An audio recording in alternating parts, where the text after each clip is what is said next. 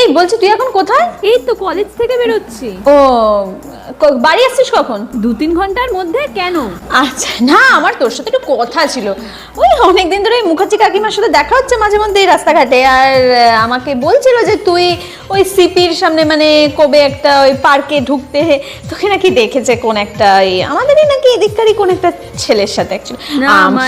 আমাকে দেখ এরকম বলছে, আমি তো বলে দিয়েছি যে কি আছে আপনি এসব আমাকে বলতে আসবেন না, আমি জানি। আর আমার বোন আমার থেকে কিছু লুকোয় না, প্রেম করছে না, প্রেম করারই বয়স। দেখ তুই আমাকে ভরসা করিসনি তাই বলিসনি, সেটা হয়তো তুই আমাকে এখন নিজের দিদিকে ভরসা করতে পারিসনি, কিন্তু ব্যাপার হচ্ছে আমাকে তো মুখার্জি কাকিমার মুখটা বন্ধ করতে হবে না, নাহলে তো আরো লোককে রটাবে যে আমরা জানি, মানে আমি জানি আমার বোনের ব্যাপারে। মানে কি বলতো 7-8 মাসই হলো প্রেম করছি, আর অ্যাকচুয়ালি ও মানে ছেলেটা এখনো কিছু চাকরি বাকরি করে না, তাই তোকে অ্যাকচুয়ালি তুই আজকে বাড়ি আয় না, বাড়ি আয়, তুই বাড়ি আয়, আমি তোকে সব বলবো আজকে, আয় তুই।